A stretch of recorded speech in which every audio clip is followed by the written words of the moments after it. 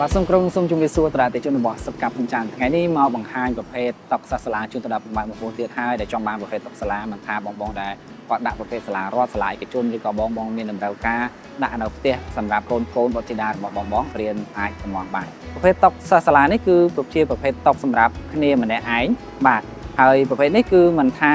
ក្មេងទេចាស់ក៏អង្គុយបានដែរព្រោះថាគឺតម្រូវទាំងអស់តែម្ដងខ្ញុំអង្គុយឲ្យបងមើល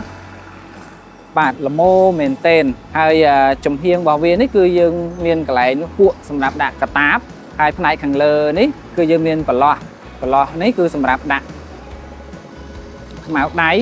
ឬក៏បិចឬក៏ចរលុបហើយប្រភេទនេះគឺយើងអាចខាងក្រោមនេះយើងអាចដាក់សភៅបានទៀតតុកនេះផងដែរខ្នាតរបស់វាគឺខ្នាត40បដោយវាហុកអញ្ចឹងល្មមមែនទែនសម្រាប់បងហើយខាងក្រោមវិញកន្លែងអង្គុយគឺខ្នាត25ល្មមក្នុងការអង្គុយទៀតអញ្ចឹងបងដែលចង់បានឈើខាងលើចេះក៏បានចង់បានប្រភេទបែបណាក៏បានដែរហើយក្រងរបស់វាគឺក្រងដែកបងចង់បានក្រងដែកពណ៌សក៏បានចង់បានក្រងដែកពណ៌ខ្មៅក៏បានដែរខាងក្នុងពុះបាទប្រភេទតុកនេះផងដែរគឺភាគច្រើនគឺតម្រូវទៅខាងក្មេងៗប៉ុន្តែបើសិនជាបងដែលចង់បាន